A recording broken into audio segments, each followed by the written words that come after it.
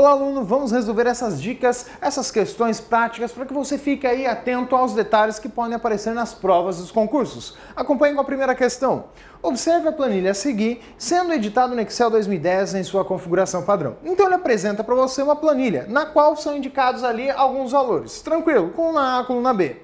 Assinale a alternativa que contém o valor exibido na célula C1 após ter sido preenchida com a fórmula média de A2 até B3. Opa, cuidado, pegadinha, hein? Aqui você tem o E, não o até, é o ponto e vírgula. Logo, o que você vai calcular? A média de A2 com B3. Logo, você vai somar o A2, que é 4, com o valor de B3, que é 6. 6 e 4, 10, dividido por quantos valores somados? 2 valores somados, portanto, o resultado da sua média é 5. Portanto, a alternativa correta é a alternativa E. Vamos para a próxima.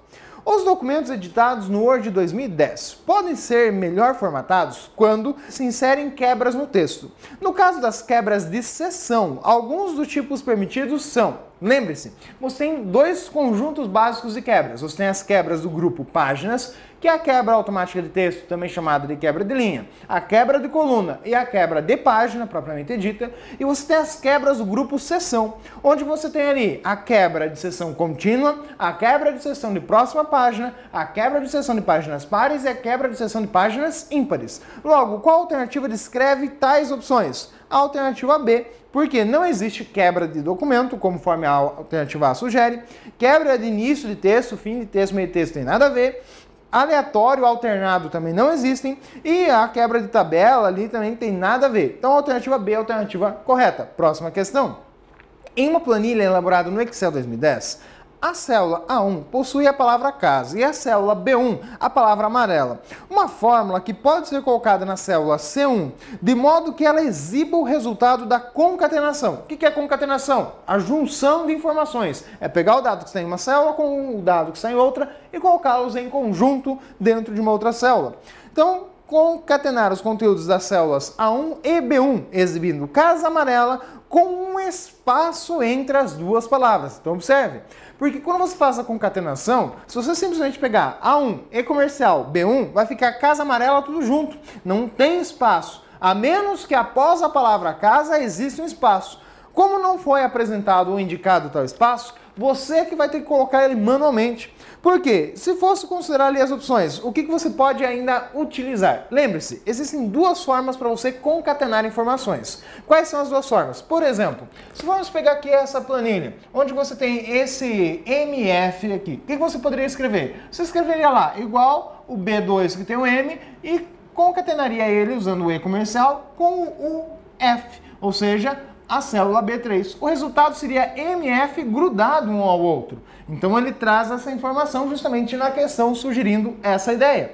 Mas ele quer com espaço. Poderia também utilizar a função concatenar. Ao utilizar a função concatenar, eu tenho que utilizar a sintaxe própria dela. Ou seja, colocar lá B2, ponto e vírgula, B3 e aí fechar o parênteses, assim obtendo, portanto, o mesmo resultado, MF. Duas formas diferentes de fazer a mesma coisa. Qual das duas é apresentado pela questão? A que se utiliza do operador do E comercial, o ampersand? Muito bem, então ele traz as duas propostas. Mas o espaço em branco é o quê? O espaço é um caractere. Logo, quando eu quiser concatenar mais um espaço, eu vou colocar o E comercial, aspas duplas, digitar o espaço e fechar as aspas duplas, porque eu estou concatenando esse cara. Mas no caso da questão, ele quer que essa estrutura esteja no meio. Então é só trocar de lugar, por exemplo, o B3 com essa expressão. Logo, a alternativa correta fica a alternativa B, onde que ele propõe justamente A1, E comercial, o espaço em branco dentro das aspas duplas, e o E comercial com o B1. Correta, alternativa B, portanto. Se fosse usando a função concatenar, teria um ponto e vírgula, e dentro do ponto e vírgula, aspas duplas, espaço, fecha aspas duplas, e aí, de novo, outro ponto e vírgula e o B3, a próxima célula a ser exibida. Próxima questão. Trata-se exatamente desta planilha. Claro que aqui resumida, não precisa de todos os detalhes. Fala-se aí sobre um departamento de RH de uma empresa e é utilizada uma planilha do Excel 2010 na configuração padrão para controlar a quantidade de funcionários dessa empresa, conforme foi ilustrado aí para você. A célula A contém a informação, a coluna A, na verdade, a informação sobre o nome do funcionário, enquanto que a coluna B, o seu sexo, e a coluna C, a sua idade. A fórmula a ser aplicada dentro da célula B10, que obtém este resultado aí, que apresentou este valor, ela busca calcular o quê? Ela calcula o total de funcionários com idade maior que 40 anos. Mas esses funcionários com idade maior que 40 anos, necessariamente homens. Então você tem aí justamente a regra. Olha, nesse departamento aí, para que eu possa obter o resultado exatamente da fórmula aplicada, trazer aí quantidade de funcionários que são homens com mais de 40 anos de idade. O que eu devo fazer para obter esse resultado? Bem, existe na verdade uma única forma, é contar a quantidade de homens que atendem este critério. Para isso você vai se utilizar da função que vai contar, ou seja, você vai utilizar a função conte alguma coisa. Mas você vai contar sobre que aspecto? Vai contar se for o que você busca. Mas o que você busca? Homens com mais de 40 anos. É uma única regra? Não. Então só o conte C não vai ser o suficiente, porque você tem duas regras. Primeira regra é ser homem e a segunda regra é ter mais de 40 anos. Então você tem duas regras, você vai ter que utilizar o conte Cs. Se fosse 3 regras, 4 e assim por diante, continua sendo a função conte Cs para realizar essa contagem de dados. Beleza, então já eliminamos algumas alternativas. Qual que é a estrutura de funcionamento da função conte Cs? Primeiro você tem que estabelecer um intervalo. Então eu quero verificar primeiro se são ou não homens. E aí fazer essa análise. Onde está a informação se é ou não homens? Vai de B2 até B8. Então eu coloco lá, de B2 até B8.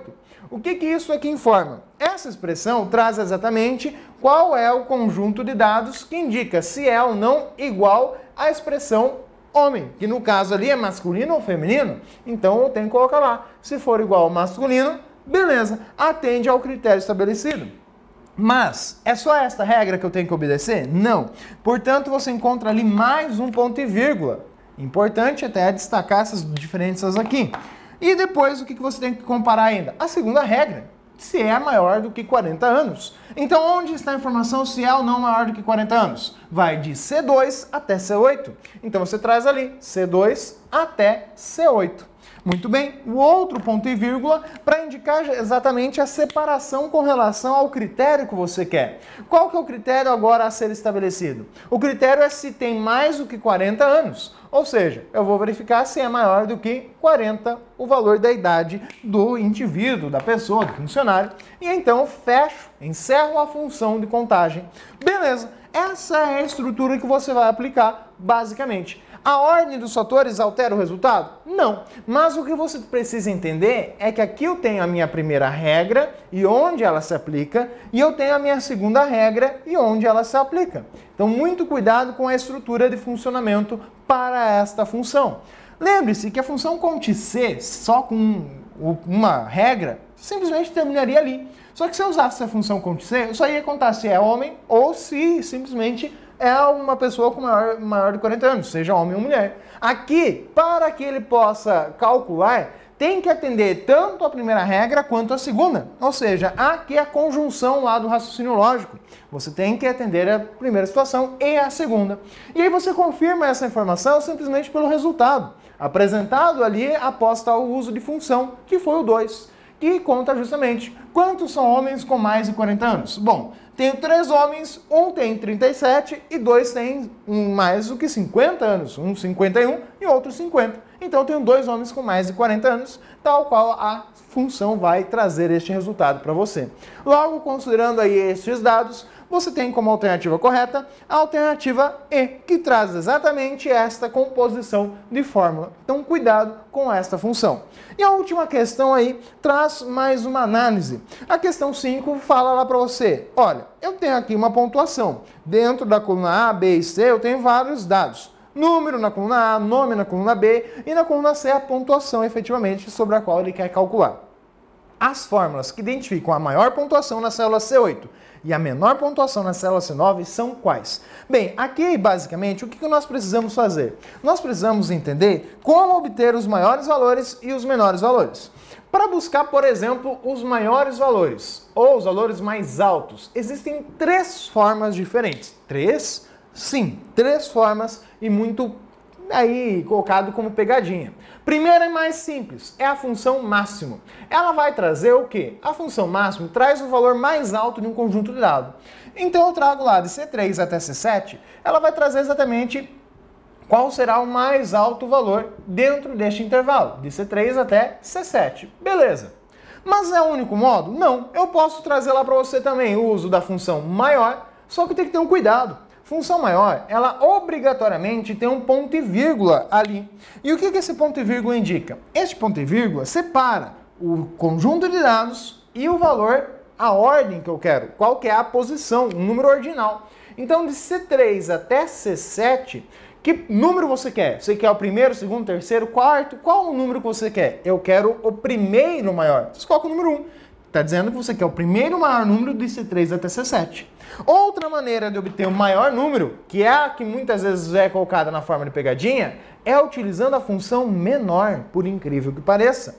Por quê? Porque quando eu penso na função maior, o conjunto de dados é ordenado em ordem decrescente, que daí eu vou pegar do maior para o menor.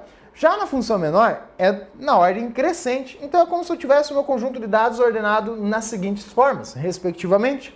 Quando eu digo que eu quero o primeiro, é óbvio que o meu primeiro vai ser o cara que está aqui. É a primeira coisa, o maior valor. Agora, se eu pegar a função menor e eu pegar o último menor é o cara que está aqui, na última posição. Logo, eu tenho que ter este cuidado ao analisar o meu conjunto de dados. Por quê? É de C3 até C7, é o mesmo conjunto. Mas eu tenho que saber quantos valores eu tenho aqui. Eu tenho 5 valores, então eu busco o quinto menor. Por consequência, o quinto menor é o maior número do meu conjunto. E para obter os menores valores, como é que eu vou proceder aí? Para obter os valores mais baixos, simplesmente você vai usar lá, por exemplo, a função mínimo. O que a função mínimo traz? Ela vai trazer o valor mais baixo de C3 até C7, então vai trazer exatamente o menor número que você tem ali, no caso 640, ou você vai fazer exatamente o oposto aí com o uso das funções maior e menor. A lógica, a função menor, que ordena os dados em ordem crescente, você vai ter ali a sua estrutura composta de que forma? De que de C3 até C7, você busca o primeiro menor. Lembre-se, ele ordena em ordem crescente, então eu quero o menor. Como eu também poderia fazer na ordem da lógica inversa. Eu quero agora o último maior valor, então eu utilizo a função maior, também ali lembrando os seus parâmetros, de C3 até C7, ele vai calcular aí exatamente o quê? Ele quer o quinto maior valor, que no caso seria o menor número que eu tenho dentro do conjunto de dados. Então, muito cuidado com essa análise. Estas são as formas possíveis. Agora a gente olha para as alternativas e vê. Para que eu possa obter, respectivamente, a maior pontuação e a menor pontuação, eu tenho ali, posso usar o máximo? Beleza. Posso usar o maior? Beleza. Mas eu tenho o mínimo e tenho o menor. Então, olha a sutileza da coisa. O mínimo, ele vai ser usado. Tranquilo. O maior, tranquilo também. Então, a alternativa A, correta. Agora você olha na alternativa B, por exemplo. A alternativa B, a função menor, está faltando parâmetro. Ela está sintaticamente errada. A função máximo, beleza, estaria correta na alternativa B. A alternativa C, o máximo, já está pegando um conjunto de texto, já está errado ali. Mínimo também está pegando texto, já está errado. Maior, também ali na alternativa D está faltando parte da função. O mesmo você tem ali para a alternativa E, pegando ali um conjunto de dados onde que envolve texto, número e mistura toda a sintaxe. Portanto, correta apenas a alternativa A, dentro aí do que é apresentado. O maior cuidado, exatamente, é em relação a estas lógicas inversas. Então observe e muita atenção a estes detalhes. Fique ligado com esses conceitos e contextos da informática. Um forte abraço e até mais!